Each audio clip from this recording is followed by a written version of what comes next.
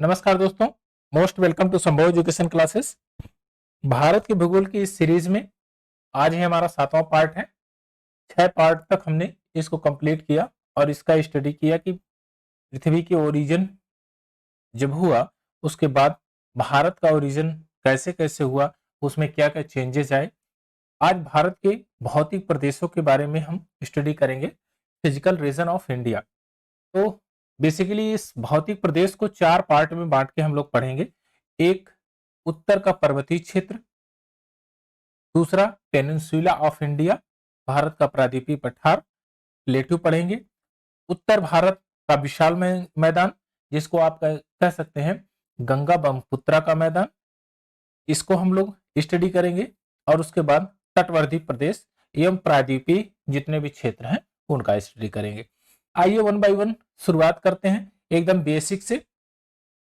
भारत के भौतिक प्रदेशों की अगर बात करें तो इसको 4 पार्ट में हम लोग बांट के पढ़ेंगे। उसमें सबसे पहले ये देखेंगे कि पर्वतीय क्षेत्र कितने हैं। तो आप जानते हैं कि पर्वतीय क्षेत्र 10.6% यानी पूरे भूभाग का पर्वतीय क्षेत्र 10.6% है। और उस पर पहाड़ियां का जो क्षेत्र है, जहां पर पहाड़ियां हैं, 18.5% है। पठार का क्षेत्रफल 27.7% है। और जो मैदानी क्षेत्र है उसका प्रतिशत 43.2% है। लगभग यह 50% के आप कह सकते हैं, 43.2% है, लगभग 50% के। तो इतने बड़ा क्षेत्रफल पर जो है मैदान है। अगर ये मैदान है तो यह एक दिन का प्रोसेस नहीं है। आपने ओरिजिन ऑफ अर्थ में सीखा था कि भारत कैसे कैसे बना।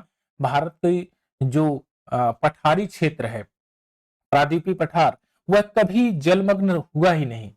वह तो अफ्रीका का एक पार्ट था, जब उससे टूटा तो आपके ये जो यूरेशियन प्लेट है उसमें आके टकरा के और सबडक्ट हुआ है। और उसी के टकराहट से जब टिथिस सागर के ऊपर मलबा जम गया और टिथिस सागर की जितने भी अवसादी चट्टानें थी वो फोल्ड होने लगी, और फोल्डेड होने से वहां पर माउंटेन का निर्माण हुआ।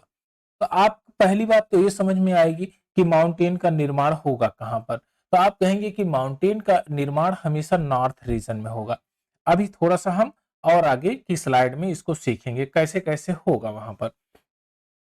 शैलों के क्रम तथा विवर्तनिकी के इतिहास को जब हम देखेंगे तो इसमें इसके जितने भी स्ट्रक्चर हैं, जे कैसे कैसे ये प्रोसेस होके बना हुआ है, कैसे हिमालय का ओरिजिन हुआ है, यह इतिहास के क्रम में हम इसको सिंक्रोनाइज तरीके से पढ़ेंगे। अब अगर हम बात करते हैं उच्चावच उच्चावच स्वरूपों की, तो हम देखेंगे कि 4 उच्चावच श्रेणियों में हमने बांट कर इसका क्लासिफिकेशन किया है। पहला है उत्तर का पर्वतीय क्षेत्र, यह लैंड फीचर्स के आधार पर क्लासिफिकेशन है। दूसरा है भारत का विशाल मैदान यह भाग है। और ये भाग यानी कि मरुस्थल, यहां पर आपका डिजर्ट है, मरुस्थल है जो राजस्थान में पाया जाता है। और यह जो क्षेत्र है गंगा का ये मैदान है। आप यहां देखेंगे एक रीजन ये वाला मिलेगा आपको, ये पार्ट, यह भी सेम वही, यह ब्रह्मपुत्रा का मैदान है। ये ब्रह्मपुत्रा का मैदान है। अगर आप इसको मिलाएंगे, आप इनको भी मिला लेंगे, तो आप कहेंगे कि यह गंगा ब्रह्मपुत्रा का मैदान है। ये मैदानी क्षेत्र है, यानी गंगा और ब्रह्मपुत्रा का मैदानी क्षेत्र। अब प्रायद्वीपीय पठार क्या है? यह जो सेंट्रल पार्ट है आपका प्रायद्वीपीय पठार है। और जो तटवर्ती प्रदेश है गुजरात से लेकर वेस्ट बंगाल तक, यह तटवर्ती प्रदेश आपका तटीय भाग है। अब तटीय भाग काफी ज्यादा कटा छटा है, कहीं पर इरोजन ज्यादा हुआ है, कहीं पर डिपोजिशन भी ज्यादा हुआ है, कहीं पर आप देखेंगे वाटरफॉल बन रहा है और कहीं पर देखेंगे आप डेल्टा बन रहा है। तो ऐसा कहां पर बनेगा? तो आप कहेंगे कि यहां पर उत्तर है और यह दक्षिण, यहां पर पश्चिम है और यह पूर्व। पूर्वी तट आप देखेंगे, पूर्वी तट पे पूर्वी तट पे आपका जो है जितने भी डेल्टा हैं सब पूर्वी तट तट पे हैं। पूर्वी तट को क्या कहते हैं कि आप कहेंगे कि काराकोरम, ये इसको आप काराकोरम के नाम से जानते हैं, काराकोरम, काराकोरम। अच्छा, अब अगर इसको काराकोरम के नाम से जानते हैं तो इस तट को क्या कहते हैं? जो पश्चिमी तट है इसको कोंकण, यहां कोंकण तट, कोंकण तट, और ये है आपका मालाबार तट, मालाबार तट, कोंकण तट और मालाबार तट।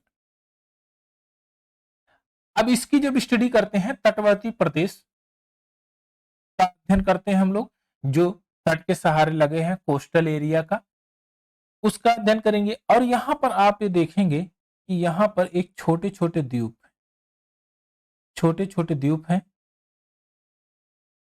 और इन द्वीपों का नाम तो आप बढ़िया से जानते होंगे। यह है आपका अंडमान, अंडमान द्वीप, और यह है निकोबार, निकोबार। अंडमान और निकोबार द्वीप समूह है, और यहां पर आप छोटे छोटे द्वीप देखेंगे, यहां पर ये सब लक्ष्य द्वीप हैं। इनका और डीप स्टडी करेंगे अभी आगे चल के जब हम तटवर्ती को देखेंगे। उत्तर का पर्वतीय क्षेत्र, प्रादीपीय पठार, उत्तर का विशाल मैदान, तटवर्ती भाग, यह इसका क्लासिफिकेशन है। अब आगे की तरफ हम सबसे पहले देखते हैं उत्तर का पर्वतीय क्षेत्र, जो आपका पिंक कलर में है, यह उत्तर का पर्वतीय क्षेत्र है। यहां पर आप कहेंगे उत्तर का पर्वतीय क्षेत्र, तो यहां आप ये कह सकते हैं कि यह पूर्वोत्तर, पूर्वोत्तर का पर्वतीय क्षेत्र,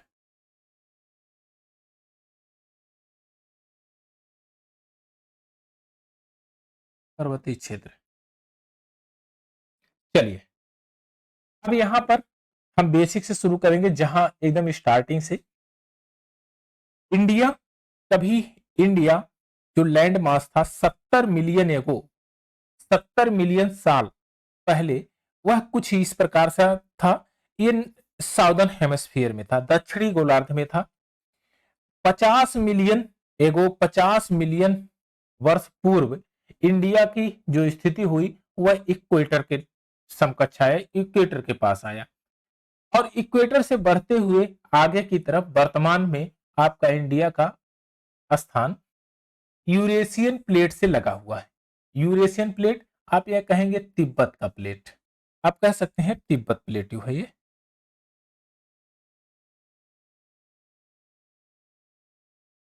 तिब्बत प्लेट, तिब्बत प्लेट से लगा हुआ है। यह यूरेशियन प्लेट है, तिब्बत एक पार्ट है, एक पठार है, और आप कह सकते हैं तिब्बत पठार से लगा है, तिब्बत प्लेट से लगा हुआ है। बेसिकली यह यूरेशियन प्लेट का एक जो किनारा है वो है। अब इंडिया का प्लेट जाके जब तिब्बत प्लेट से टकराता है तो कंडीशंस क्या होती है, अब इसको समझते हैं। यहां पर आप देखेंगे एक मैं फीचर ड्रा कर रहा हूं, इसके माध्यम से आपको समझ में आएगा।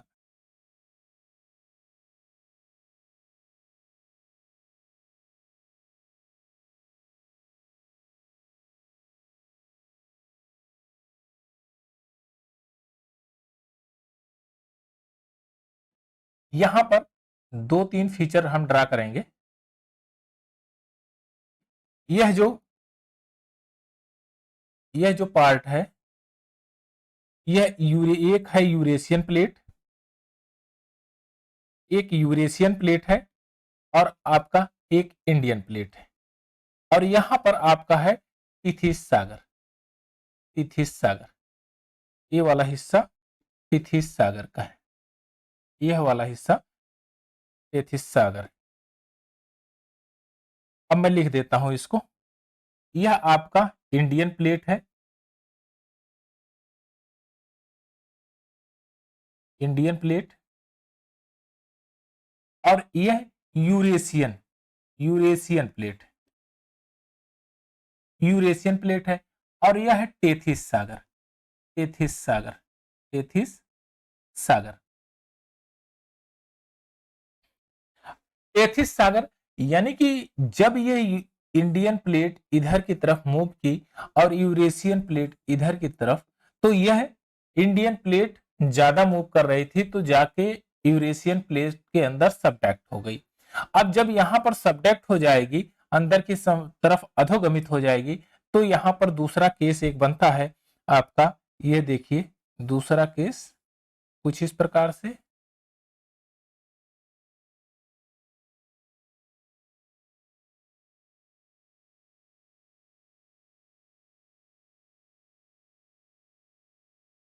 ऐसे फोल्ड बनना शुरू हो जाएगा। ये आपका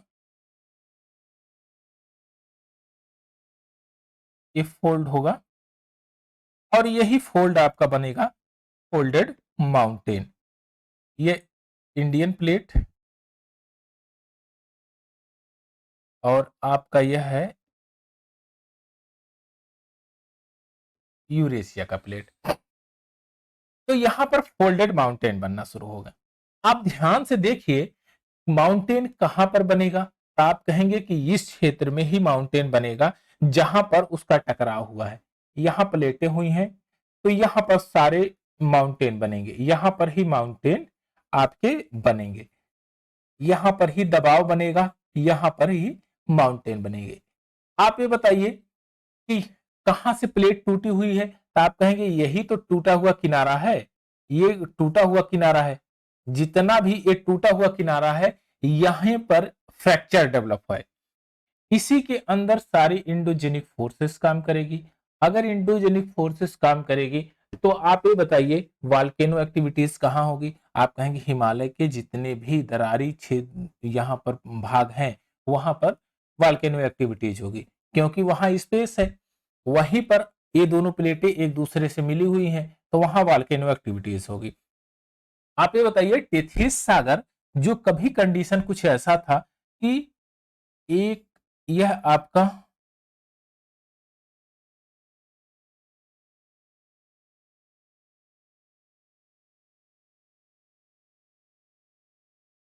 चलिए ये आपका बन गया टेथिस सागर। और टेथिस सागर में मैं थोड़ा सा इसको कलर से कर देता हूं ताकि आपके कुछ समझ में आ जाएगा। इसको और इंडिया के प्लेट को यहां कर देता हूं, टेथिस सागर आपका ये हो जाएगा, यह टेथिस सागर। अब ये हो गया टेथिस सागर। आप ये बताइए यह टेथिस सागर में जब इधर से मलबा, यानी कि यह ऊपर का भाग है, जब यहां से मलबा आएगा, यहां नदियों द्वारा यहां पर डिपॉजिट किया जाएगा, तो धीरे धीरे इसकी लेयर बढ़ेगी, इधर से ये मलबा आके यहाँ पर डिपॉजिट होगी। नदियों का जल जब सागर में आएगा, टेथिस सागर में, टेथिस सागर में, तो ये धीरे धीरे यहाँ जमा होगा। अब जमा होने के कारण कुछ इस प्रकार से जमाव होता चला जाएगा, तो यह नीचे की तरफ दबेगा कि नहीं। आप ये बताइए कि दो लकड़ी ले लीजिए आप, या तो धागा ले लीजिए, धागा हाथ में पकड़िए और बीच में कोई वाट रख दीजिए, कोई वजनी चीज रखिए, तो धागा नीचे की तरफ दबेगा। अब जब धागा नीचे की तरफ यहां दबेगा, तो ये दोनों हिस्सा सिकुड़ेगा, जाहिर सी बात है यह दोनों हिस्सा सिकुड़ेगा, और सिकुड़ने के कारण ये दोनों हिस्सा एक बार मिल जाएगा, तो यह अधोगमित होगा, यानी कि अंदर की तरफ ये नीचे की तरफ चला जाएगा, क्योंकि इसका भार बढ़ रहा है, यहां भार बढ़ रहा है, भार बढ़ जाने के कारण नीचे की तरफ दब जाएगा। आप ये बताइए कि अगर नीचे की तरफ दब गया और यह प्लेट इधर गतिमान है, यह प्लेट इधर गतिमान है, तो फोल्डेड सबसे पहले कहां पर होगा, यह प्लेट तेजी से गतिमान है और यह प्लेट धीमी गति से गतिमान है। आप ये बताइए फोल्डेड सबसे पहले, आप कहेंगे कि सबसे पहले यूरेशियन प्लेट में यहां फोल्ड होगा, यूरेशियन प्लेट में, यूरेशियन प्लेट में फोल्ड होगा। अब यहां पर जो फोल्ड होगा, फिर धीरे धीरे धीरे धीरे और फोल्डेड जनरेट होंगे। अब दूसरा क्वेश्चन आता है कि आप ये बताइए इस फोल्डेड से जो भी पर्वत का निर्माण होगा, वो कौन सी पर्वत का निर्माण होगा। कौन सी चट्टानें बनेगी? कहेंगे इसके नीचे यानी कि अवसाद जमा होकर टेथिस सागर बना था, तो जाहिर सी बात है यहां पर जो भी चट्टानें होंगी वो अवसादित चट्टानें होंगी, यानी सेडिमेंट वाली चट्टानें होगी। परत दर परत जम के जो चट्टानें बनी थी उन्हीं में फोल्डेड हुआ है, तो वहां पर वो फोल्ड होने के कारण वो जो चट्टान का निर्माण होगा वो अवसादी चट्टानें होगी। आप ये बताइए आग्नेय चट्टान मजबूत होगी या अवसादी चट्टानें मजबूत होंगी? कहेंगे अवसादी चट्टानें मजबूत नहीं होंगी, क्योंकि वह आग्नेय चट्टान का रूपांतरित रूप है, क्योंकि आग्नेय चट्टानें सबसे पहले बनी थी, इग्नियस रॉक्स। तो वह चट्टानें अगर पहले बनी थी, उनका अपक्षय अपर्दन होने के कारण यह अवसादी चट्टानें बनी है, तो इग्नियस चट्टानों की जो रूपरेखा होगी वह सबसे हार्ड होगी और यह सबसे नरम होगी। तो आप ये बताइए कि यूरेशियन प्लेट से इधर टकराने के बाद जब फोल्डेड माउंटेन बना, तो इस माउंटेन का जो कटाव है वह तेज होगा कि नहीं होगा? आप कहेंगे एकदम तेज होगा। और यह तेज इसलिए कि बारिश की बूंदें जब पड़ेगी अवसादी चट्टानों के ऊपर तो वो सबसे ज्यादा कटाव करेंगी, यानी इरोजन भी करेंगी और डिपोजिशन भी करेंगी। तो आप तुरंत आप ये बताएंगे कि अच्छा ठीक है, तो इसका मतलब हिमालय का कटाव के कारण यहां पर जो गंगेटिक प्लेन का निर्माण हुआ है यह पूरा हिमालयी क्षेत्र से निर्माण हुआ है। आप कहेंगे एकदम सही कह रहे हैं, इसका तो हम भी समर्थन करते हैं। अगर वह चट्टानें नरम नहीं होती, एकदम हार्ड चट्टानें होती तो इरोजन बहुत कम होता, तो इरोजन बहुत कम होता तो डिपोजिशन भी कम होता। यानी कि जब तक अपक्षय नहीं होगा, तब अपर्दन नहीं होगा, तब तक जमाव होगा कैसे? नहीं जमाव होगा। अरे भाई रुपया कमाइएगा नहीं तो डिपॉजिट कैसे करिएगा? बस यही कंडीशन से यहां पर अप्लाई हुई। अब यहां पर आपने देख लिया कि यूरेशियन प्लेट टकराने के बाद फोल्डेड बने, और सबसे पहले फोल्डेड कौन से बनेंगे? तो आप कहेंगे तिब्बत प्लेट के साथ सहारे बनेंगे। यहां पर तिब्बत प्लेट के सहारे सबसे पहली घाटी कौन बनेगी? अभी उसकी हायरार्की भी देखेंगे। अब उत्तर के पर्वतीय क्षेत्र यहां पर देखते हैं, क्या उत्तर का पर्वतीय क्षेत्र उच्च अवध धरातल का होगा? आप कहेंगे हाँ, यहां धरातल में विषमताएं होगी, क्योंकि यहां फोल्डेड है और फोल्ड के ऊपर भी फोल्ड है, यानी कि ओवर फोल्डेड भी है। अब कोई चीज फोल्ड हो गई और उस पर और प्रेशर बनाओगे और फोल्ड हो जाएगी, और अवसादी चट्टानों की बनी हुई है और थोड़ा सा वो नरम भी है, वो और फोल्ड के ऊपर फोल्ड यानी ओवर फोल्ड भी हो जाएंगे। क्या यह चोटियां हिमाच्छादित होंगी? आप कहेंगे एकदम जरूर होंगी, क्योंकि अगर हम पूरे ओवरव्यू को देखते हैं तो ये वर्ल्ड की हाईएस्ट पीक इसी रेंज में है। और आप जानते हैं कि जैसे जैसे धरातल से ऊपर की तरफ हम लोग जाते हैं, टेम्परेचर में कमी होती है। अगर टेम्परेचर में कमी होगी तो जाहिर सी बात है जो रिलेटिव ह्यूमिडिटी कम होगी और बर्फ, जो वाटर बॉडी है वो बर्फ में परिवर्तित होगी। आप फिर ध्यान लगाएंगे, अच्छा तो इसका मतलब जो है धरातल के नीचे तो प्रेशर बनेगा। आपने कहा धरातल के जैसे जैसे ऊपर जाएंगे वायुदाब कम होगा और जो है टेम्परेचर भी कम हो जाएगा। जैसे जैसे नीचे की तरफ जाएंगे यहां पर दाब बढ़ेगा। तो कहेंगे हाँ ठीक है, आप सही कह रहे हैं कि अगर जैसे धरातल के नीचे में जाएंगे वहां दाब भी बढ़ेगा, ताप भी बढ़ेगा। धरातल के नीचे यानी कि कोर में सारी मेटल्स लिक्विड फॉर्म में है, एकदम लिक्विड फॉर्म में है।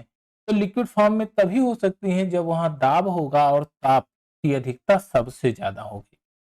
तो जहां दाब और ताप कम होगा तो जाहिर सी बात है वहां बर्फ जमेगी ही। तो इस माउंटेन के ऊपर हिमाच्छादित यानी इसकी चोटियों के ऊपर बर्फ का जमा हुआ।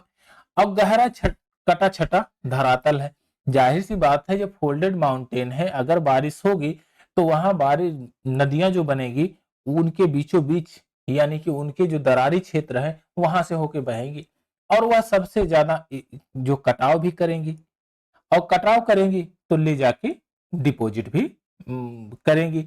अच्छा डिपोजिशन कहां पर होगा? क्योंकि क्या पहाड़ी क्षेत्र छोड़ पहाड़ी क्षेत्र में ही डिपोजिशन होगा? कहेंगे पहाड़ी क्षेत्र में डिपोजिशन नहीं होगा। जैसे ही पहाड़ी क्षेत्र छोड़ेंगे तो अब पठारी क्षेत्र में आएंगे तो नदियां डिपॉजिट करना शुरू कर देंगी, और मैदानी क्षेत्र में जहां पर नदियों की गति कम होगी वहां ज्यादा डिपॉजिट करेंगे। अब फिर आगे की तरफ आता है कि कौन कौन से रॉक्स डिपॉजिट कहां कहां होगा। तो आप एक लाइन में ये भी जान लीजिए। अब रॉक्स की अगर बात करते हैं तो सबसे बड़े बड़े बुलडोजर जो सबसे बड़े बड़े बोल्डर, अब बोल्डर को ले आएंगी तो उस समय नदियां जब पहाड़ से नीचे की तरफ आ रही हैं तो उसमें बहाव तेज होगा, वह युवावस्था में होंगी, बड़े बड़े बोल्डर को अपने साथ लेकर आएंगे। लेकिन जब उनकी स्पीड कम हो जाएगी यानी कि जब वो तलहटी में आ जाएंगी तो बड़े बड़े बोल्डर को ढोने की क्षमता नहीं रहेगी, जैसे वृद्धावस्था की कंडीशन। युवावस्था में तो कम उठाएंगे, जहां से नदियां ओरिजिन होती हैं वहां से जो है सेडिमेंट वहां का कटाव कम होता है, लेकिन मध्य भाग में सबसे ज्यादा कटाव करती हैं। क्यों? क्योंकि वहां बाल्यावस्था होती है, फिर युवावस्था आएगी। युवावस्था में आप जानते ही हैं कि ताकत बेशुमार होती है, फिर उस समय कोई सुनता उनता नहीं किसी की। उस समय तो आपका नॉलेज सर्वोपरि होता है। अब उसी वही कारण होता है नदियों का। नदियां जो है बड़े बड़े बोल्डर को वहां से जो है काट छांट के लेकर आती हैं। जब अवस्था उनकी और समतल प्लेन यानी वो पठार क्षेत्र में आती है तो बड़े बड़े बोल्डर वहीं पर छोड़ देती हैं और उससे छोटे छोटे रवे को आगे की तरफ लेकर चलती हैं। इसी प्रकार जब नदियां मैदानी क्षेत्र में आती हैं तो उस वहां पर छोटे छोटे जो बोल्डर होते हैं, जो छोटे छोटे कण होते हैं, उनको वहां डिपॉजिट कर देती है क्योंकि वहां उनकी गति मंद हो जाती है। सबसे ज्यादा डिपोजिशन कहां पर होगा? तो सबसे ज्यादा जो डिपोजिशन होगा जहां पर नदियां एकदम वृद्धावस्था में होंगी यानी कि डेल्टाई क्षेत्र में। डेल्टाई क्षेत्र में कौन सी रॉक्स होगी? आप कहेंगे एलुआइल सॉइल होगी, यानी कि सबसे महीन जैसे बालू कण वो वहीं पर डेल्टा में छोड़ेंगे, डिपॉजिट करेंगे। तो यह चीज तो आपको पता चल गई कि सबसे पहले कौन सा आएगा, फिर उसके बाद कौन सा आएगा, फिर उसके बाद कौन कौन सी रॉक्स को नदियां डिपॉजिट करेंगी। अब आइए इसमें, ये पूर्वगामी है, एंटीसीडेंट है। आप ये बताइए, थोड़ा सा यहां पर देखेंगे ये वाला फिगर, आप यहां देखिए, अगर जो नदियां निकली हैं यहां से तो नदियों का जो बहाव है वह आप ये कहेंगे इधर की होगा, कहेंगे हाँ, यहां कैसे हो सकता है? यह नदियां हमेशा पूर्वगामी है यानी एंटीसीडेंट। आप लगेगा कि नदियों का बहाव तो इधर हो जाना चाहिए, लेकिन वो नदियों का बहाव इधर की तरफ है यानी पूरब की तरफ। यहां से फ्रैक्चर से निकलते हुए, बीच से निकलते हुए गंगा नदी फिर आके पूरब में यहां पर गिरती है बे ऑफ बंगाल में। तो आइए इसको भी देखते हैं। अब यहां से जो नदी निकलती है, आपकी यहां से नदी एक, ये कैलाश मानसरोवर, तिब्बत से ही सारी नदियों का जो प्रादुर्भाव होता है, यह आपकी गंगा नदी, आप गंगा नदी, यह उत्तर प्रदेश, बिहार, वेस्ट बंगाल से होते हुए आगे की तरफ यहाँ गिरती है बे ऑफ बंगाल में। और यहीं पर एक नदी है जो ब्रह्मपुत्रा नदी है, यहाँ से ही चलती है, इस ट्वांगपो के नाम से जानी जाती है तिब्बत में। और यह आती है यहाँ पर अरुणाचल प्रदेश में। अरुणाचल प्रदेश में दिहांग गार्ज है, ये है दिहांग, दिहांग, दिहांग गार्ज है। यहाँ पर खूब गहरा गार्ज है यानी खंड बनाती है और दिहांग गार्ज से घुसती है और यहाँ पर bay of Bengal, bay of, bay of Bengal, bay of Bengal में आके गिर जाती है। तो आप देखेंगे कि यहाँ पर उत्तर है और ये दक्षिण का क्षेत्र है और ये पूर्व का क्षेत्र है। जितनी भी नदियां हैं होना तो चाहिए। और यहाँ पर आप देखेंगे तो माउंटेन, सबसे ऊंचे ऊंचे माउंटेन है, यहाँ पर सबसे ऊंचे ऊंचे माउंटेन है। नदियों का ढाल, नदियां बहनी किधर चाहिए थी? नदियां इधर बहनी चाहिए थी, लेकिन नहीं, ये नदियां पूर्वगामी है, यहां पर बहती हैं जहां पर ढाल है। तो आप कह सकते हैं कि इसका ढाल पूर्वगामी है यानी पूरब की तरफ है, नदियां एंटीसीडेंट हैं यानी पूर्वगामी है। पूरब की तरफ बह रही हैं। तो जल प्रवाह इसका पुरोगामी है। पेचीदा भौगोलिक संरचना है। जो जियोग्राफिकल स्ट्रक्चर है ये बहुत पेचीदा है। पेचीदा का मतलब फोल्ड पे फोल्ड होते चला जा रहा है और अभी भी ये एकदम युवा फोल्डेड माउंटेन है। तो इसकी भौगोलिक संरचना को समझने के लिए आपको पुराने, जब तक अतीत में आप नहीं जाएंगे तब तक यह चीजें समझ में नहीं आएगी। तो जाहिर सी बात है यह पेचीदा है, कई वर्षों का इसका प्रोसेस और प्रक्रम है। उपोष्ण अक्षांशों में मिलने वाली शीतोष्ण सघन वनस्पतियां की विशेषता यहां पर पाई जाती है। अब ध्यान से देने वाली बात कि यहां पर शीतोष्ण जो है वनस्पतियां पाई जाती हैं, शीत और उष्ण दोनों। आप कहेंगे कि ट्रैफिक ऑफ कैंसर भारत के यहीं से तो गुजर रहा है। कर्क रेखा, एक कर्क रेखा, कर्क रेखा, कर्क रेखा, एक कर्क रेखा यहीं से तो गुजर रही है। कहां पर है? 23.5। कौन से लेटीट्यूड में है? नॉर्दर्न हेमिस्फीयर में। 23.5 पे नॉर्दर्न हेमिस्फीयर में। अब अगर सूर्य यहां पर लाई करता है, सूर्य यहां पर अगर आता है इस क्षेत्र में, यहां पर वर्टिकल होगा, तो आप ये बताइए कि यहां पर टेम्परेचर बढ़ेगा कि नहीं? इस क्षेत्र का टेम्परेचर बढ़ेगा कि नहीं? यहां टेम्परेचर बढ़ेगा कि नहीं? तो कहेंगे आप टेम्परेचर बढ़ेगा, क्योंकि सूर्य का प्रकाश वहां तक पहुंचेगा, टेम्परेचर बढ़ेगा। लेकिन अगर सूर्य दक्षिणायन हो जाए, अगर यहां पर आ जाए, फिर यह मान लीजिए यह मकर रेखा, मकर रेखा है, मकर रेखा, तो यहां पर शीत पड़ेगी। अब इस बार सूर्य यहां पर अगर आ गया मकर रेखा पर सूर्य, तो आप ये बताइए कि यहां शीत पड़ेगी कि नहीं? आप कहेंगे शीत पड़ेगी। अब तुरंत आपके दिमाग में आएगा कि शीत भी पड़ी और उष्ण भी जलवायु रही, तो अगर शीतोष्ण जलवायु होगी तो जाहिर सी बात है यहां पर जो वनस्पतियां सघन होंगी, सघन वनस्पतियां होंगी, शीत पड़ रही है, तो इसका मतलब यहां पर जो वन होंगे वो कोणधारी वन होंगे, यानी कि ऊपर पतले नीचे चौड़े होंगे। क्योंकि प्रकृति जो है किसी के साथ अनदेखा नहीं करती है, तो वह उसी स्ट्रक्चर से उसको ढालती है कि वह उन विषम परिस्थितियों में भी अपने अस्तित्व को बचा के रख सके। अब दूसरा कारण शीतोष्ण क्यों होगी, और एक चीज समझते हैं। इधर से जब आती है north Siberian cold wind, Siberia की ठंडी हवा, साइबेरिया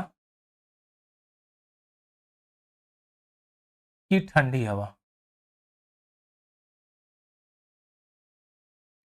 जब नॉर्थ साइबेरियन कोल्ड विंड आती है यहां पर, तो यह हिमालय बैरियर का काम करता है और रोक लेता है। भारत में उसका प्रभाव बहुत कम रहता है। और जब यहां से इंडियन मानसून, इंडियन मानसून यानी दक्षिण पश्चिम मानसून, दक्षिण पश्चिम मानसून, दक्षिण पश्चिम मानसून आता है, तो यहां पर खूब बारिश होती है। फिर भी आप कहेंगे फिर बैरियर का काम करता है ये हिमालय, हिमालय बैरियर का काम करता है, तो यहां पर ये इन हवाओं को रोक लेता है। और यहीं पर एक आपका मेघालय में एक स्थान है जिसका नाम है मासिन राम, मेघालय मासिन राम चेरापूंजी। वहां पर जो है विश्व में सबसे ज्यादा वर्षा वाला क्षेत्र वही उसी को माना गया है। वह वहां पर सबसे ज्यादा वर्षा होती है। कारण क्या है? इसके दाएं बाएं जितनी भी पहाड़ियां हैं वह एकदम उसको घेर के वहां की हवाओं को वहां पर बारिश करने के अनुकूल बनाती है, इसलिए सबसे ज्यादा बारिश होती है। पर्वतीय भाग अन्य धरातली भूभागों से अलग करती है, यानी कि जब आप पर्वतीय भाग को देखेंगे अन्य धरातली भाग को, तो उसमें बहुत विषमताएं आएगी जिनको वह अलग बनाती है कि पर्वतीय क्षेत्र और मैदानी क्षेत्र को। इनका जो लोकेशन है वह सिंधु नदी, नॉर्थ जो नॉर्थ में सिंधु नदी, नॉर्थ में सिंधु नदी यहां से निकलती है आपकी सिंधु नदी, और ये आपका सिंधु नदी यहां से निकलकर और यहां आपका जाके अरब सागर में गिर जाती है। यह सिंधु नदी है, सिंधु नदी। ये सिंधु नदी है। सिंधु नदी यहां से निकलती है मानसरोवर के पास से और जाके अरब सागर में गिर जाती है। यहां एक नदी और बहती है, इसको बोलते हैं गिलगिट। गिलगिट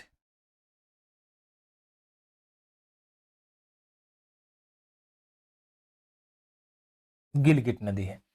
यहां गिलगिट, यहां पर आके ये गिर जाती है सिंधु नदी। अब यह जो क्षेत्र है, यहां पर एक पहाड़ है आपका, ये नागा, नागा पहाड़, नागा पर्वत,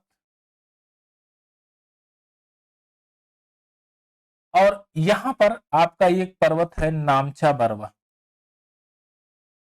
नामचा बारवा। यहां नामचा बारवा पर्वत है, यहां पर नागा पर्वत है, यहां पर नामचा बारवा पर्वत है। यहां नागा पर्वत से लेकर नामचा बारवा पर्वत तक हिमालय की सबसे बड़ी रेंजेस यहीं पर है।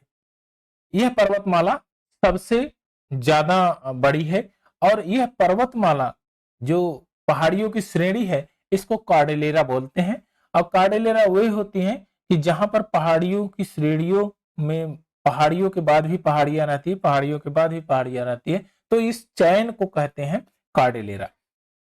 तो सिंधु नदी के मोड़ से प्रारंभ होकर ब्रह्मपुत्रा नदी के मोड़ तक ये फैली हुई हैं। पूर्व से पश्चिम दिशा में अर्ध वृत्त के रूप में है। आप ध्यान से देखेंगे तो यह अर्धवृत्ताकार है, आप अर्धवृत्त के रूप में है। तो मैं एक लाइन यहां पर ड्रा कर देता हूं अर्धवृत्त का, और यह आपको इस समझ में आएगा। आप यहां से देखेंगे यह अर्धवृत्ताकार है, यह अर्धवृत्ताकार है। इसकी जो है डिस्टेंस कितना है, वह है 2400 किलोमीटर, 2400 किलोमीटर। यह डिस्टेंस कितना है, 2400 किलोमीटर, 2400 किलोमीटर। आप ध्यान से देखेंगे तो सबसे ज्यादा चौड़ाई कहां पर मिलेगी, आप कहेंगे जम्मू में, यानी जेएंडके में। तो जेएंडके अब यह आपका इलाका जम्मू एंड कश्मीर है, और यह आपका लद्दाख है, यह आपका लद्दाख है। तो सबसे ज्यादा जम्मू कश्मीर और लद्दाख में मिलती है। कितना डिस्टेंस इसका रहता है, तो आप कहेंगे कि ये 400 किलोमीटर का, 400 किलोमीटर, 400 किलोमीटर का इनका चौड़ाई है। सबसे कम चौड़ाई कहां पर, आप अरुणाचल प्रदेश में आएंगे तो यहां पर जो चौड़ाई है वह 160 किलोमीटर है, 160 किलोमीटर। तो 160 किलोमीटर अरुणाचल प्रदेश में चौड़ाई 160 किलोमीटर है। कश्मीर में 400 किलोमीटर है। यह फैलाव 22 देशांतरी रेखाओं के बीच में है। यहां 22 देशांतरी रेखाएं हैं। अगर यहां से आप एक लाइन देशांतरी रेखा को ड्रा करेंगे तो इनके बीच में 22 देशांतरी रेखाएं हैं, 22 देशांतरी रेखा है, 22 देशांतरी रेखा है, 22 देशांतरी 22 लॉन्गिट्यूड लाइनों के बीच में ये है। और सबसे इंपॉर्टेंट चीजें कि इसकी जो यहां पर्वतों की ऊंचाई है वह 6000 मीटर यानी कि 6 किलोमीटर तक औसतन ऊंचाई के पर्वत है। अगर आप पूरे पर्वतों को जोड़ के उसका औसत निकालेंगे तो आप पाएंगे कि 6000 किलोमीटर औसतन ऊंचाई है सभी पर्वतों की। एशिया महाद्वीप में, पूरे एशिया महाद्वीप में 94 पर्वत हैं जिनकी ऊंचाई 6500 किलोमीटर, 6500 मीटर है, यानी 6.5 किलोमीटर है। अब 94 में से केवल 2 ही दूसरी जगह पर हैं, और 92 पर्वत चोटियां इसी श्रेणी में स्थापित है। यानी कि सबसे ज्यादा ऊंचाई वाली जो है श्रेणियां यहीं पर है। और वर्ल्ड का सबसे हाईएस्ट पॉइंट, सबसे हाईएस्ट पीक आप माउंट एवरेस्ट जानते ही हैं, यहीं पर वह भी अवस्थित है। यह पर्वतमाला 5 लाख वर्ग किलोमीटर के क्षेत्र में विस्तृत है। इसके उत्तर में तिब्बत है। यहां पर आपका यह इलाका तिब्बत का है, यह आपका तिब्बत है।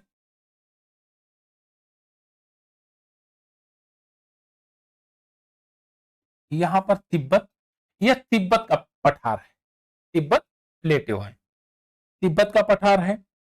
और दक्षिण में सिंधु गंगा ब्रह्मपुत्र का मैदान है। आप यह इलाका देखेंगे, यह सिंधु गंगा ब्रह्मपुत्र का मैदान है यहां पर, इसके दक्षिण में।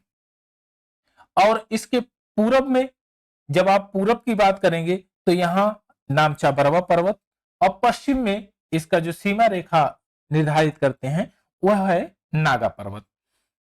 इसके पश्चिमी भाग की अपेक्षा पूर्वी भाग में ऊंचाई में विविधता है। आप ध्यान से देखेंगे तो आप सेंट्रल पार्ट यहां देखेंगे, जो तिब्बत का और इसका नेपाल वाला पार्ट है, सिक्किम वाले पार्ट में, यहां पर सबसे ज्यादा हाइट के पर्वत पाए जाएंगे। जबकि आपको लग रहा होगा कि जम्मू कश्मीर के क्षेत्र में, यानी कि आपका नॉर्थ में सबसे ज्यादा पर्वत पाए जाएंगे, सबसे ऊंचे ऊंचे पर्वत पाए जाएंगे, जबकि ऐसा है नहीं। यह आपका नेपाल में और तिब्बत में इसकी अधिकता ज्यादा है और यहाँ ऊंचे ऊंचे पर्वत पाए जाते हैं। आइए थोड़ा सा और आगे की तरफ बढ़ते हैं। यह हिमालय युवा मोड़दार पर्वतमाला, यह तो आपने देख लिया, यंगेस्ट फोल्डेड माउंटेन है। इसको बनाने में दबाव की शक्तियां एवं समांतर भू गतियों का काफी ज्यादा योगदान रहा, यानी कि compressive force, tangential earth movement का इसका ज्यादा प्रभाव रहा है। क्योंकि जब इंडियन प्लेटो यूरेशियन प्लेट के पास आई तो सबडक्ट हुई, तो उसमें एक तो गति भी काम की और उसमें दबाव भी बना। दबाव की शक्तियों के कारण फोल्डेड माउंटेन का ओरिजिन हुआ। इनको बनाने में परतदार चट्टानों का बहुत मुड़ के टूट गई, यानी कि यहाँ पर जितनी भी चट्टानें थी वह अवसादी चट्टानें थी, क्योंकि यहाँ टेथिस सागर था, अवसाद जमा हुआ और वहां से चट्टानें जो बनी वो अवसादी चट्टानें थी। अवसादी चट्टानें कितना टाइम तक रुकेंगी, आप उसको बहुत फोल्ड कर दीजिएगा तो टूट जाएगी। रीजन यही हुआ कि वह मुड़ गई और अवसादी चट्टानें टूट गई। अनेक प्रकार से मोड़ पड़ गए और मोड़ के ऊपर भी मोड़ पड़ गए, अर्थात ओवरफोल्ड हो गए, और स्याही मोड़ भी पड़े, ग्रीवा मोड़ भी पड़ गए, इसमें उल्टी भ्रंश से भी पड़ गई, यानी कि थ्रस्ट फॉल्ट इसमें पड़ गए। अब आता है, यह पर्वत अभी भी निर्माण अवस्था में है। क्या कारण है, कैसे आप बता सकते हैं कि ये निर्माण अवस्था में? ऊपर से देख के तो बता नहीं सकते। आप कहेंगे इंडोजेनिक फोर्सेस यहाँ काम कर रही है। यहाँ पर आपका इंडोजेनिक फोर्स अगर काम करेगी तो यहाँ पर भूकंप ज्यादा आएंगे। अगर भूकंप की ये बेल्ट बनेगा तो जाहिर सी बात है इसके अंदर कोई न कोई और हलचल हो रही है, और हलचल होने के कारण आप कहेंगे कि भूकंप यहाँ पर आ रहा है, और यह आज भी निर्माणाधीन है। तो यह प्रमाण है कि भूकंप, इस भूखंड में भूकंप निरंतर आते रहते हैं, जिसके कारण आप ये बता सकते हैं इंडोजेनिक फोर्स अभी इसमें काम कर रही है और यह भी निर्माणावस्था में है।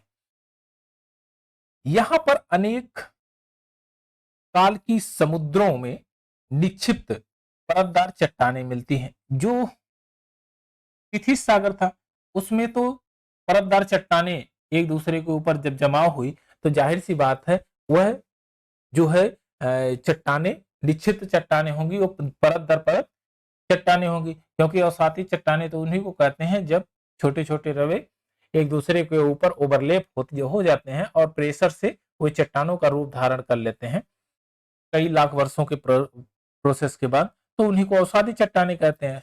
तो वहां परतदार चट्टानें आपको मिलेंगी। इस श्रेणी का ढाल तिब्बत की ओर नतोदर है, यानी कनकेव है, तिब्बत की तरफ कनकेव है। कनकेव का मतलब क्या होता है? कनकेव का मतलब इसी तरह से दबा हुआ है, ये इस तरह से दबा हुआ है, यह तिब्बत की तरफ है। लेकिन इंडिया की तरफ कैसा है? ये उन्नतोदर है, इस तरह से उठा हुआ है, यह तिब्बत की तरफ है, तिब्बत, और यह भारत की तरफ, यह उन्नतोदर है, यानी कि भारत की तरफ ऊपर की तरफ उठा हुआ है, कन्वेक्स है। यह पर्वत श्रेणी अनेक पर्वतों का समूह है। आप कहेंगे कि यह हिमालय माउंटेन का एक कॉर्डिलेरा है। मुख्य श्रेणी की जो श्रेणी को, जो मेन इसका पार्ट है उसको हिमालय श्रेणी के नाम से जानते हैं। और इस हिमालय के उत्तर पश्चिम में भाग में काराकोरम, कैलाश, लद्दाख, जास्कर श्रेणियां मिलती हैं, जबकि दक्षिणी और पूर्वी भाग में नागा, पटकोई, मणिपुर, अराकान ओमान अन्य पहाड़ियां भी मिलती हैं। तो इसको भी इस स्लाइड में हम समझ लेते हैं कि क्या क्या है, कैसे कैसे कौन कौन सी पहाड़ियां हैं। अब देखिए, उत्तर के पर्वतीय क्षेत्र को हम लोग स्टडी कर रहे हैं, तो उसमें हम इसके भी 4 पार्ट को क्लासिफाई करके फिर पढ़ेंगे, ताकि चीजें हमारी एकदम स्पष्ट और क्लियर हो जाए। उत्तर के पर्वतीय क्षेत्र को 4 भागों में, समांतर भागों में विभक्त किया गया है। पहला है ट्रांस हिमालय या तिब्बती हिमालय, और उसके बाद मेन ग्रेटर हिमालय, जिसको बृहद हिमालय के नाम से जानते हैं आप, या आंतरिक हिमालय इसको कहा जाता है। उसके बाद आता है लघु या मध्य हिमालय, फिर उसके बाद आता है बाह्य या शिवालिक हिमालय। चलिए, अब यहां पर एक आपको फीचर दिख रहा है, यहां पर क्या कंडीशन है, इसको पहले 1 बाय 1 करके समझते हैं। इधर आपका नॉर्थ है और यहां है साउथ। यहां सबसे पहले जब तिब्बत प्लेट की बात करेंगे, तो तिब्बत के प्लेट के जो किनारे पर, तिब्बत प्लेट के दाहिनी साइड यानी नॉर्थ साइड में कुनलुन की पहाड़ियां हैं। कौन सी पहाड़ियां हैं? कुनलुन की पहाड़ियां। कुनलुन की पहाड़ियों के बाद ये नतोदर है। देखिए, नतोदर यहां पर दबा हुआ क्षेत्र है, आप यहां देखेंगे दबा हुआ क्षेत्र है, और यहां पर आप देखेंगे कि यह क्षेत्र उठा हुआ, इस तरह से उठा हुआ क्षेत्र है, थोड़ा सा ये उठा हुआ क्षेत्र है इसकी अपेक्षा। लेकिन तिब्बत का प्लेट इंडियन प्लेटू से ऊपर है। अब ध्यान से देखेंगे तो यह जो बेसिन है इसको बोला जाता है तरिम बेसिन, तरिम बेसिन। और यह जो पूरा पार्ट है तरिम बेसिन का, इसको बोला जाता है तिब्बत का पठार, प्लेटू ऑफ तिब्बत। उसके बाद आता है आपका कैलाश पर्वत। कैलाश पर्वत, कैलाश पर्वत के पास में आप देखेंगे कि यहां पर ब्रह्मपुत्रा नदी बहती है। और उसके बाद आपका यहां पर ये आ जाता है आपका एक श्रेणी, जिसको आप ये कह सकते हैं जास्कर, और फिर उसके बाद आता है आपका लद्दाख। यही कैलाश और जास्कर के बीच से ब्रह्मपुत्रा नदी यानी कि यहां से बहती है और ब्रह्मपुत्रा की घाटी बनाते हुए आके इंडिया से होते हुए अरब सागर में गिर जाती है। लद्दाख के बाद जब आगे बढ़ते हैं तो यहाँ बृहद हिमालय या आंतरिक हिमालय आपको देखने को मिलता है, और जो सबसे ऊंचा भाग है और सबसे महान हिमालय का जो महान मेन पार्ट है वो ग्रेटर हिमालय के नाम से। जैसे ही आप साउथ की तरफ और आगे की तरफ बढ़ते हैं तो यहाँ पर लघु हिमालय है, उसके नीचे और आएंगे साउथ की तरफ तो यहाँ पर शिवालिक हिमालय पड़ेगा। उसके बाद आपका गंगेटिक प्लेन पड़ेगा, गंगा ब्रह्मपुत्रा का मैदान पड़ जाएगा।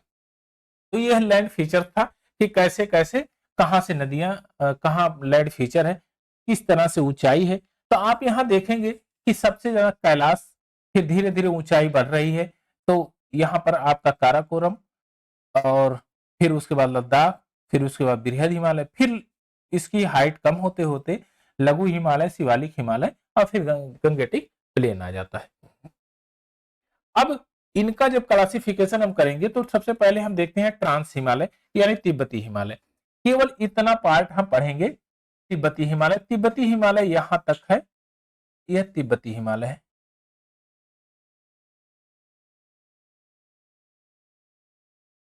तिब्बती हिमालय, इसको तिब्बती हिमालय कहते हैं। इसको क्या कहते हैं? तिब्बती हिमालय। यह तिब्बत का जो है पठार से लगा हुआ तिब्बती हिमालय है। तो सबसे पहले शुरुआत करते हैं तिब्बती हिमालय से। अब ध्यान से देखिएगा, यह जो है यह सबसे ग्रेटेस्ट यानी कि बृहद हिमालय है। यहां पर यह लाइन जो है, यह तिब्बती हिमालय की जो लाइन है, इधर से यहां पर यह क्षेत्र पूरा तिब्बत प्लेटू का है, यानी कि तिब्बती हिमालय है। ट्रांस हिमालय जिसको आप बोलते हैं, ट्रांस हिमालय या तिब्बती हिमालय। बृहद हिमालय के दक्षिण में लघु हिमालय है, और लघु हिमालय के दक्षिण में शिवालिक हिमालय है।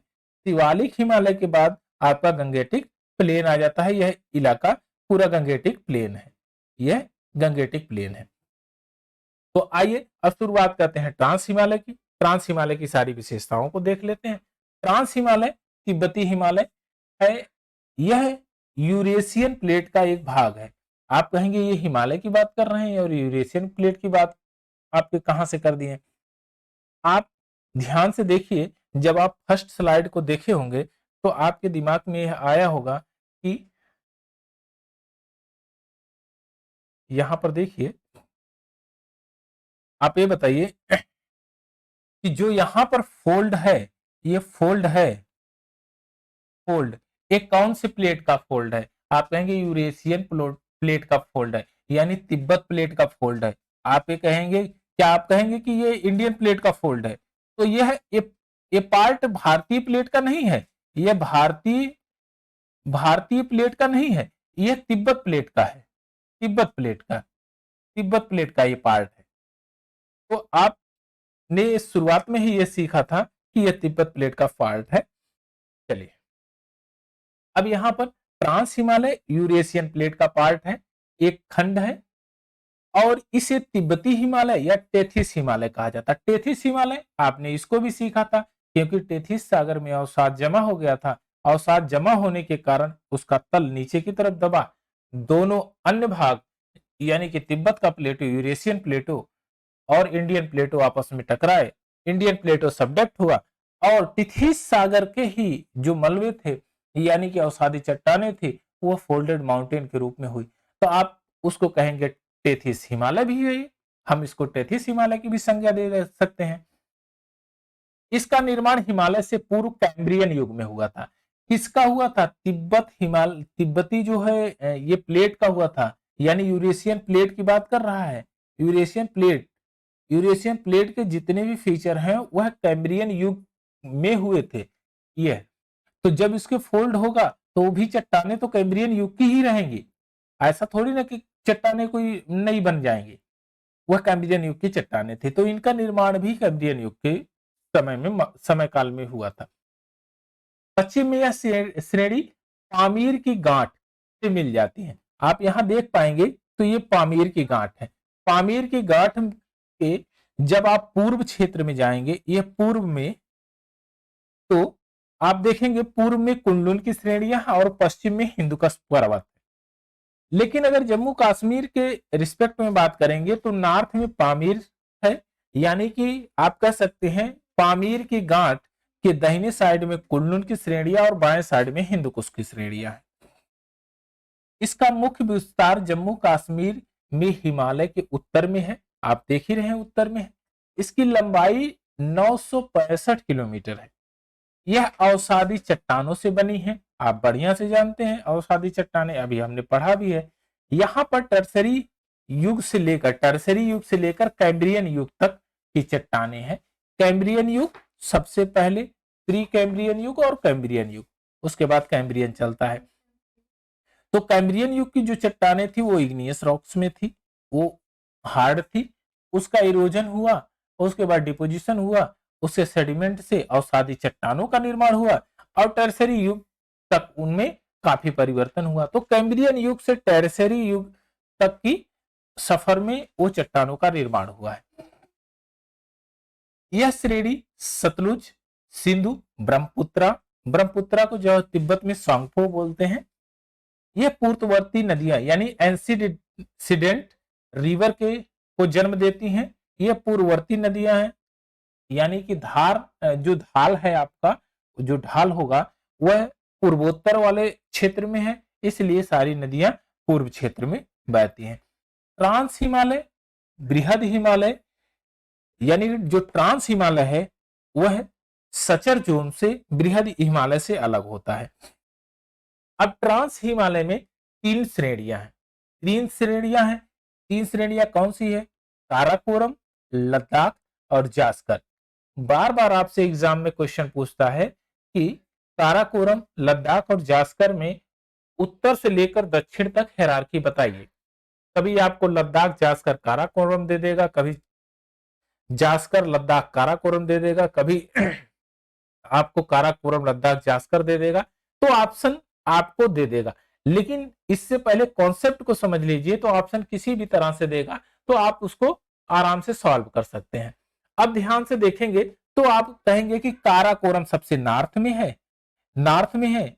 आप साउथ से अगर नॉर्थ की तरफ जाएंगे तो आप सबसे पहले पाएंगे जास्कर, फिर उसके बाद लद्दाख, फिर उसके बाद काराकोरम। लेकिन अगर आप उत्तर से दक्षिण की तरफ, यह उत्तर से दक्षिण की तरफ अगर बात करेंगे तो सबसे पहले कौन आएगा? काराकोरम, फिर उसके बाद लद्दाख, फिर उसके बाद जास्कर। तो यही इस तरह से ये श्रेणियां हैं। अब दो चीजें और इसको समझ लेते हैं कि आपको मैं यहां पर एक फिगर इससे ड्रा कर देता हूं जो आपका इसका है जम्मू कश्मीर का।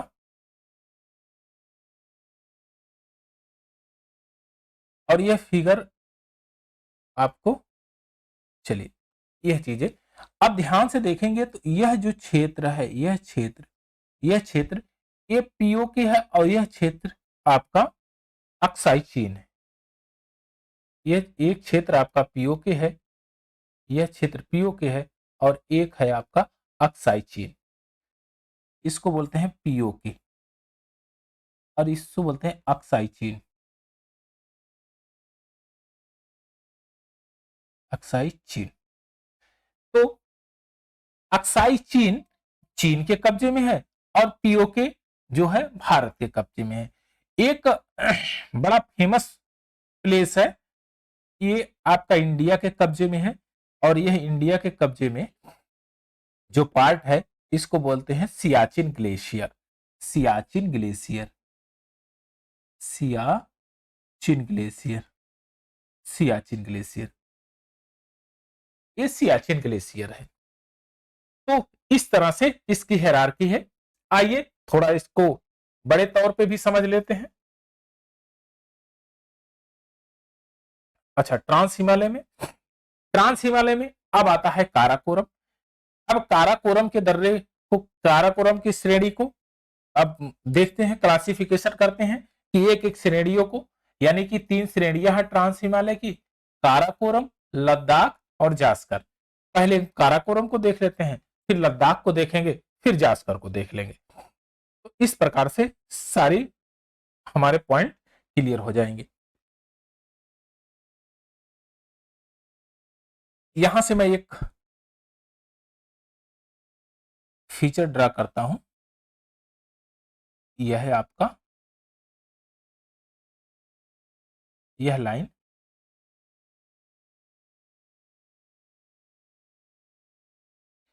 यह जो श्रेणी है यह आपकी काराकोरम है, यह काराकोरम है। अब काराकोरम, यह जो श्रेणी है यह काराकोरम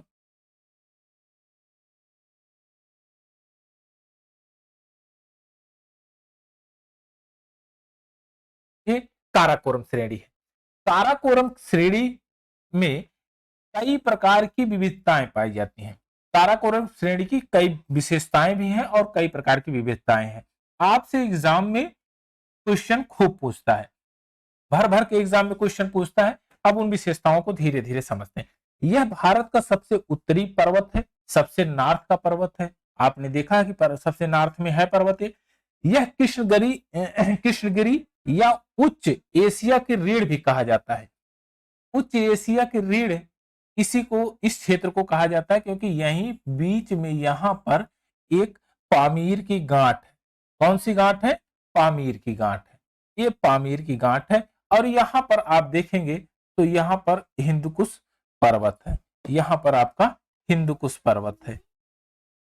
यहां पर जो है हिंदुकुश, ये पर्वत है, हिंदुकुश है। और यहां पर आपका कुनलुन के श्रेणी है, कुनलुन पर्वत श्रेणी है। यहां पर कुनलुन है, कुनलुन।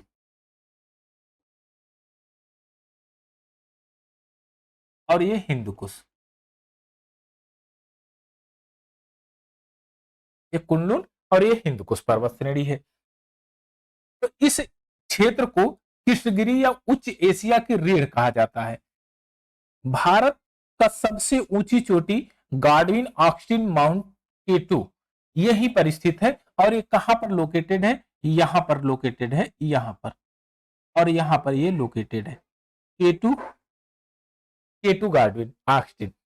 इसकी जो ऊंचाई है 8611 मीटर की है, यानी 8 किलोमीटर 611 मीटर की है। वर्तमान में यह पाक अधिकृत कश्मीर में है। आप यहां पर क्षेत्र यह देखेंगे तो यह पीओके का क्षेत्र है और यह आपका अक्साई चीन है। यहीं पर एक ग्लेशियर है, यहां पर ये ग्लेशियर है, इसको बोलते हैं सियाचिन ग्लेशियर। सियाचिन ग्लेशियर जिसमें भारत का कब्जा है। सियाचिन सियाचिन ग्लेशियर, सियाचिन ग्लेशियर यह भारत तक का कब्जा है। अभी और सभी ग्लेशियरों को भी चेक करेंगे वन बाय वन करके। काराकोरम की नुब्रा घाटी में ही भारत का सबसे बड़ा ग्लेशियर जो है सियाचिन ग्लेशियर है। यह नुब्रा घाटी में, कहां पर है? नुब्रा घाटी में, नुब्रा घाटी, नुब्रा घाटी में है। इसके अलावा बियाफो 60 किलोमीटर, बाल्टेरो 58 किलोमीटर, हिस्पर 61 किलोमीटर की जो ग्लेशियर हैं, इनका ये एरिया है, इतने दूर में ये लोग ये ग्लेशियर फैले हुए, ये प्रमुख ग्लेशियर हैं। बातुरा, टोगोलुंगमा, हिस्पर, बियाफो, पुनमा, स्कामी, बाल्तेरो, सियाचिन, रोमो ग्लेशियर ये पश्चिम से पूर्व की तरफ है। आप यहां से जब शुरू करेंगे तो ये पश्चिम से पूर्व की तरफ ये सारे ग्लेशियर आपको मिलेंगे, यानी कि पश्चिम से पूर्व की तरफ आपको ये सारे ग्लेशियर मिलेंगे।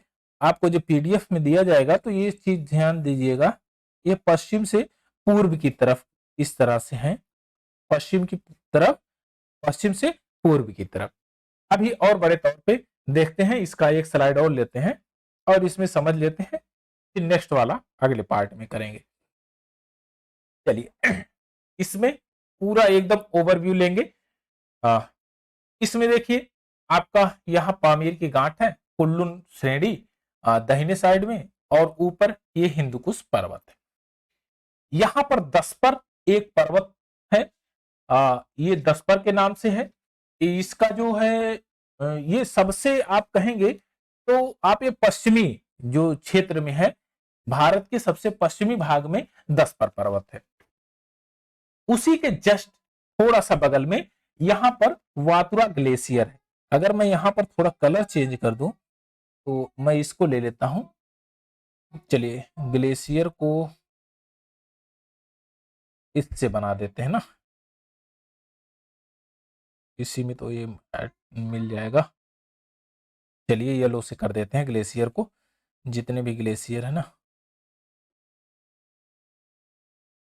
चलिए एक ग्लेशियर, यहां पर एक ग्लेशियर है, एक ग्लेशियर, इसको, इस ग्लेशियर को आप कहेंगे वातुरा, वातुरा, वातुरा ग्लेशियर।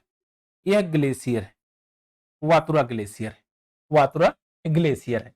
अब जैसे ही थोड़ा सा और आगे की तरफ बढ़ेंगे तो एक आपको पीक मिलेगी, इसको बोलेंगे बिस्ते-गिल। बिस्ते-गिल पीक है, इसको बिस्ते-गिल बोलते हैं, बिस्ते-गिल, बिस्ते-गिल, बिस्ते-गिल, यह चोटी बिस्ते-गिल की है और इसकी जो हाइट है 7885 मीटर की है। यह 7885 मीटर की है। अच्छा, दसपर की अगर आपको हाइट पूछ लिया जाए तो ये है 6625 मीटर की, 6625 मीटर की है। जैसे आप बिस्ते-गिल के थोड़ा सा नीचे की तरफ आएंगे तो यहां पर एक ग्लेशियर है आपका, एक ग्लेशियर है, इसको बोलते हैं आपका चोंगोलुंगमा ग्लेशियर। यहां पर वालतुरा के नीचे यहां पर इस क्षेत्र में आप देखेंगे तो ये आपका एक ग्लेशियर है, इसको बोलते हैं चोंगोलुंगमा, ये चोंगोलुंगमा है। और यहीं पर आपका ये ग्लेशियर है, आपका ये हिस्पर, हिस्पर यहां पर ये हिस्पर है, दूसरे कलर से मैं इसको बना देता हूं। यह आपका हिस्पर है, यह हिस्पर है, ये इसको हिस्पर कहेंगे और इसको चोगोलुग्मा नाम लिख देता हूं मैं। ये है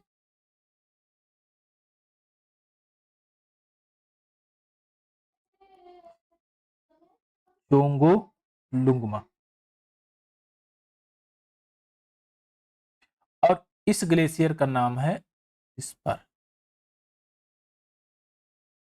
हिस्पर हिस्पर ग्लेशियर, इसका नाम हिस्पर ग्लेशियर है।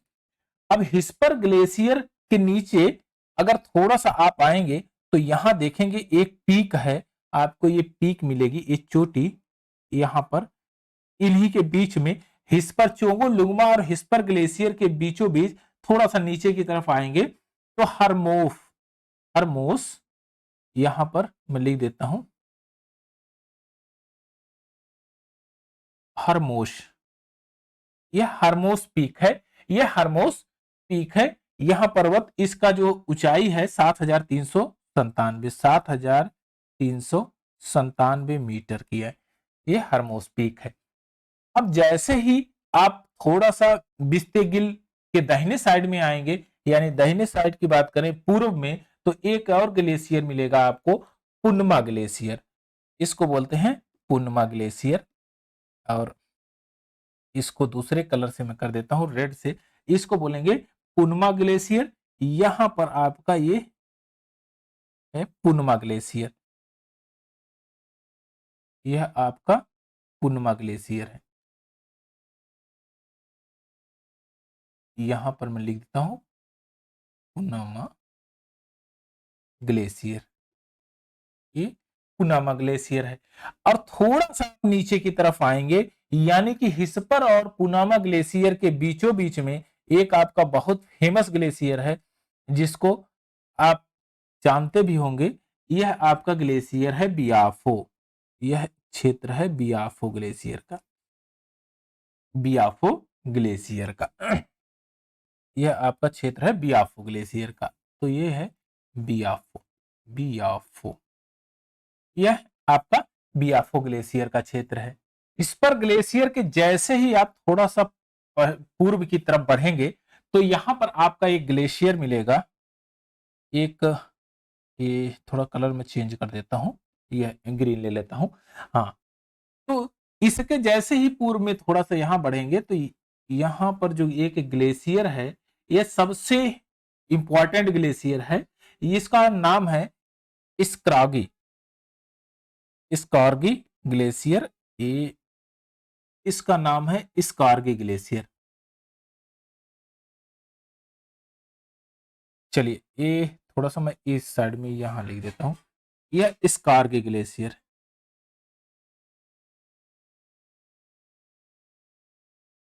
इसको बोलते हैं स्कॉर्गी ग्लेशियर। इस कारगी ग्लेशियर से थोड़ा सा नीचे की तरफ आएंगे तो आपका, इस कारगी ग्लेशियर के थोड़ा सा नीचे आएंगे तो आपका यहां पर पड़ेगा एक और ग्लेशियर। इस क्षेत्र में, आप इस क्षेत्र में पड़ेगा एक और ग्लेशियर पड़ेगा। इस क्षेत्र में आपका एक और ग्लेशियर पड़ेगा जिसका नाम आपका है, सबसे इंपॉर्टेंट, बालतेरो। सबसे इंपॉर्टेंट है ये बालतेरो, और बार बार आपसे क्वेश्चन पूछता है कि बालतेरो ग्लेशियर कहां है, तो आप यहां जान लीजिए बालतेरो ग्लेशियर, यह है बालतेरो, बालतेरो ग्लेशियर। अब ध्यान में देने वाली बात सबसे इंपॉर्टेंट है कि बालतेरो, चलिए सबसे पहले ग्लेशियर को ही कंप्लीट करते हैं। बालतेरो ग्लेशियर के पूर्व में सियाचिन ग्लेशियर है। सियाचिन ग्लेशियर, जैसे ही बालतेरो ग्लेशियर के आप थोड़ा सा आगे की तरफ बढ़ेंगे तो इस क्षेत्र में, ये वाला क्षेत्र आपका, यहां पर यह है सियाचिन ग्लेशियर, यह है सियाचिन ग्लेशियर। थोड़ा सा नीचे की तरफ ये वाला हिस्सा सियाचिन ग्लेशियर का है। और ये जो भारत के कब्जे में, ये जो भारत के कब्जे में है, यह है आपका सियाचिन ग्लेशियर। सियाचिन ग्लेशियर का हिस्सा है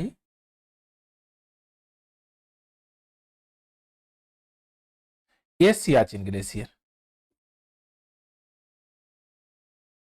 सियाचिन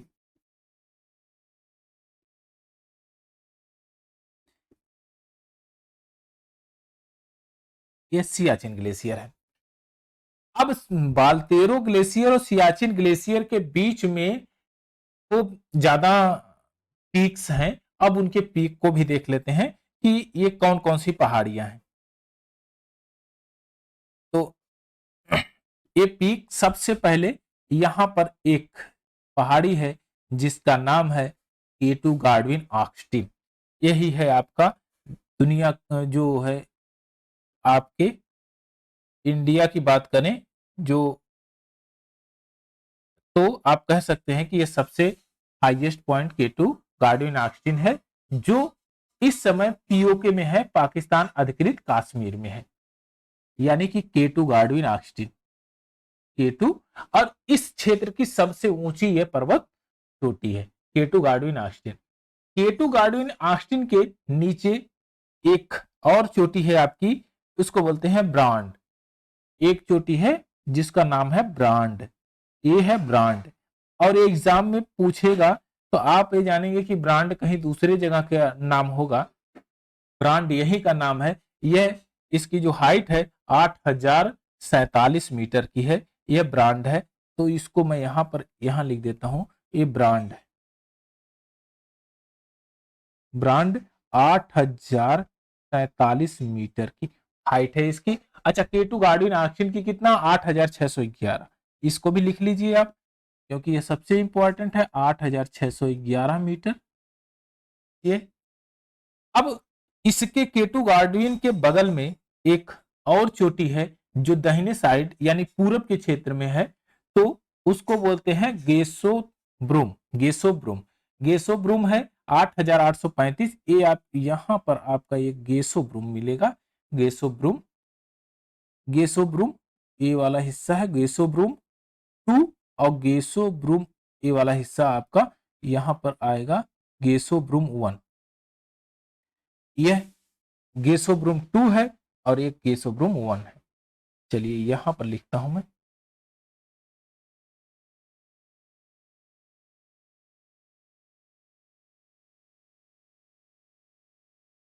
यह 2 है और ये है 1 गेसोब्रूम।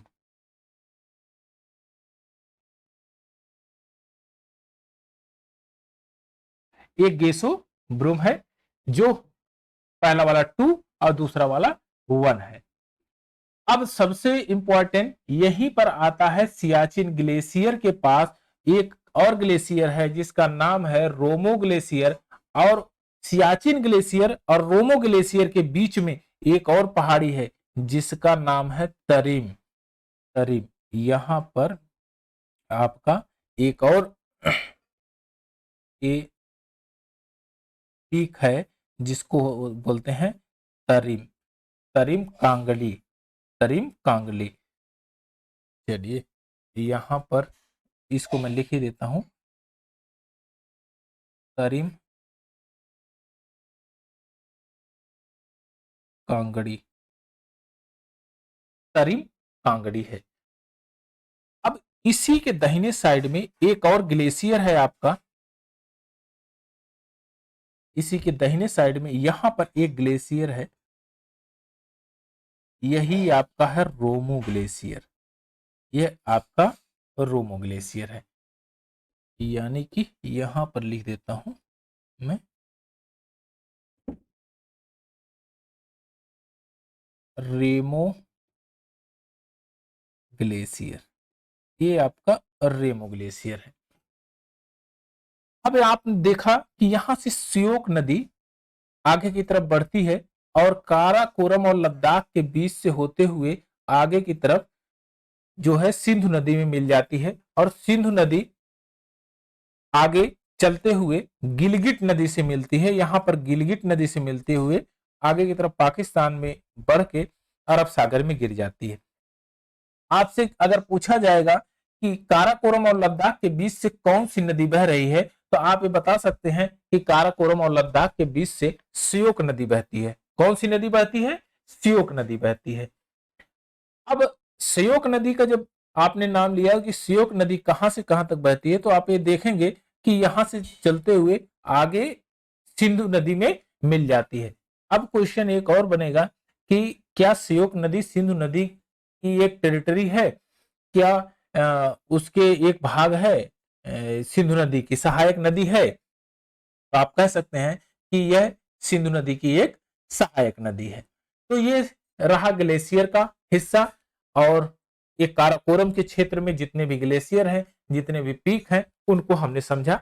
अब नेक्स्ट वाले पार्ट में हम लद्दाख को भी समझेंगे। लद्दाख और जास्कर के बीच में सिंधु नदी जो कि सीमा रेखा बनाती है, और यहीं पर आपका एक प्लेस है लेह। आपसे क्वेश्चन कई बार पूछा गया है कि लेह सिंधु नदी के कौन से तट पर स्थित है, तो ये कौन से तट पर स्थित है? उत्तर में, यानी कि उत्तरी तट पर स्थित है। आप यहां देखेंगे उत्तर के तट पे लेह स्थित है। तो इन सबका 1 बाय 1 करके ओवरव्यू लेंगे, और नेक्स्ट वाले जो क्लास आएगी उसमें हम लद्दाख और जास्कर को पढ़ेंगे।